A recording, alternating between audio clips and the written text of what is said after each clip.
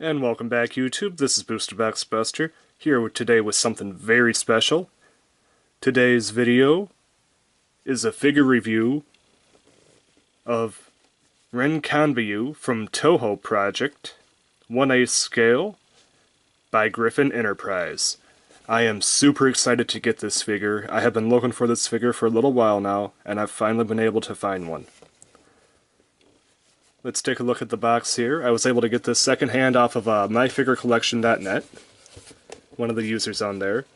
Unfortunately, the corner here is kind of damaged, but that's to be expected, you know, secondhand.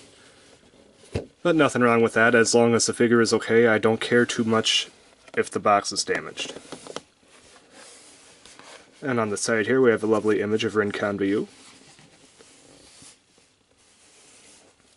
On the back we have all the warning information, and then of course another image of Rin along with her zombie fairy, very cute. And then on the side here we have another window box image of Rin Kaenbyou. And then of course the top of the box is the same. Alright. Without further ado, let's get into the actual figure itself.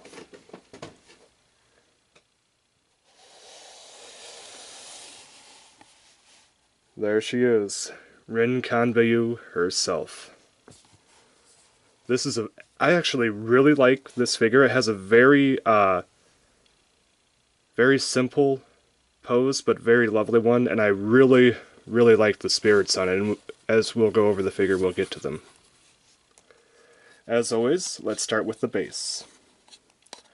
As you can tell, the base right here, if we can get lighting on it, simply says her name in Japanese and English, and has two flaming skulls on each side of her name. I love that. I love how each figure adds a little bit of personality to it. Other than that, it's just the standard Griffon Enterprise black base with nothing else to it. Let's take a look at the shoes. As you can tell, she's in kind of a slight walking pose, which means that they put some little clear pieces underneath her shoes, which I am completely fine with, as it protects the character from leaning over time. She has very simple black shoes on. Really no paint issues with that, so I'm fine. And black bow ties on the front of the shoes. She then has some black wrap around her right leg there. It looks just to be a little bow. Very cute. Other than that, that's about all for the bottom of the base. Now, one interesting piece about this figure I do want to reveal before I get further into the review is this.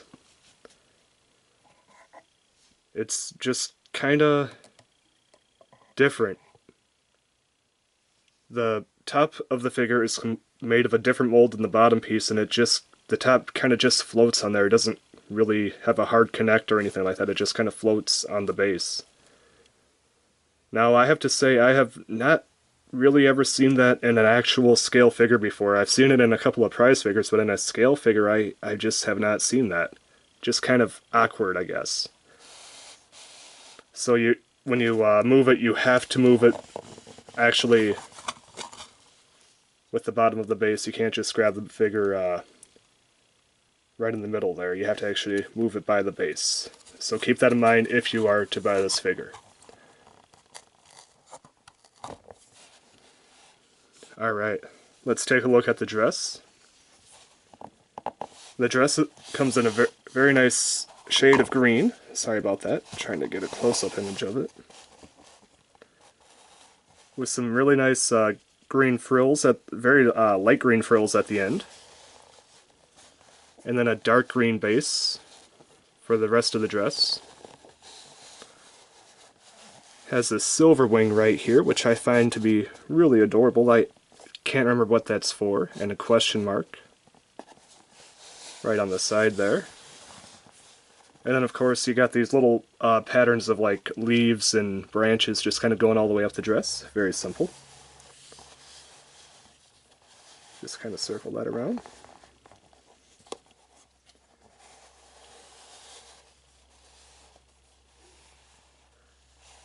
Now for the probably the major piece of this figure that all the eyes are drawn to, and that's these little spirits that are conjured up on the side.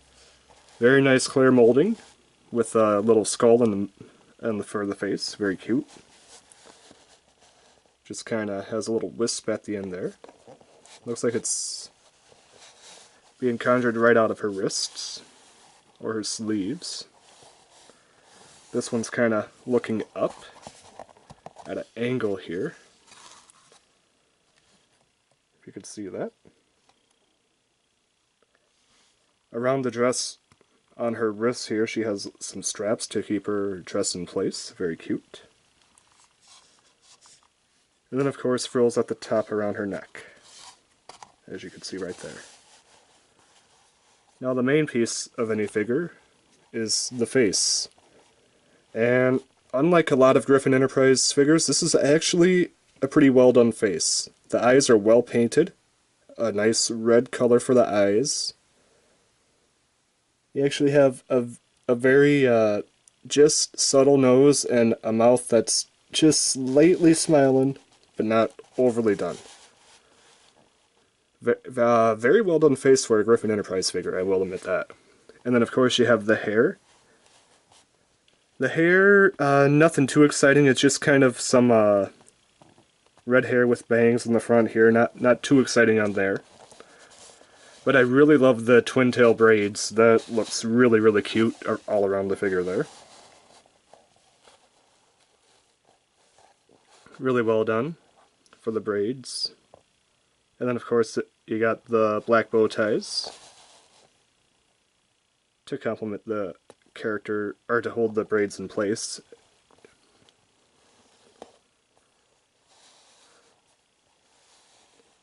And you even have a decent job on the ears too. They're not overly done or underdone either. And then of course on the top here you have these really adorable cat ears, which I really, really like. Which you got, and then you got these little spurs at the end of them, which I think are just a little cute extra touch, if you can see right here and here. And then of course, let's talk about the zombie fairy herself. Her little guest character.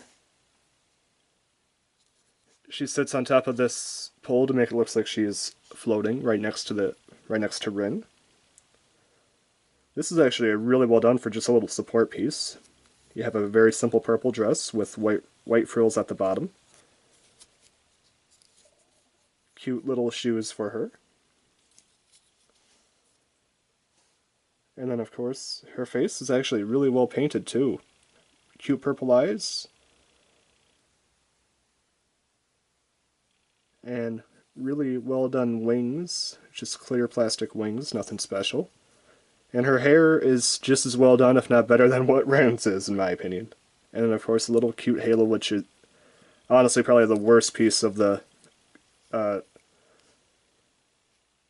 zombie fairy there. Just looks really, really chintzy, in my opinion. But remember, this is also an older figure, so you have to keep that in mind. Now let's see if I can place that back on there without it too much issue.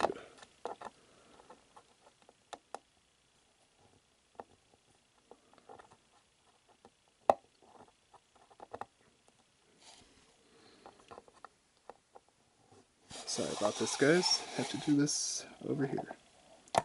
There we go. Got it. Alright. Sorry about that. It took a little bit longer to put on than I thought. Overall, a nice figure, although with the exception of this really weird, like floating torso on the legs there, that I find it just really odd for a scale figure. And another omission from Rin is she doesn't have her twin tails, which is really sad because if you're a fan of Rin, everybody knows that she has two tails. So that's kind of a missed opportunity, but remember, this is the only scaled Rin figure that's not a garage kit at this time, so keep that in mind. Overall, I have to say that this is a really cute figure. I really do like it. I would probably give it a solid, probably 7 out of 10. Definitely not one of the best Touhou figures, solely because of this and the tail missing, but definitely above average paint job than what the regular Touhou figures have. So, really great figure. Just the odd torso piece and the tails knock it down a peg. And since we finally completed the collection of 4, I will show you what they all look like together.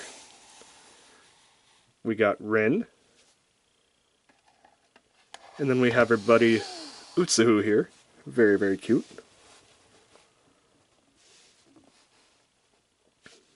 And then, of course, we have Satori.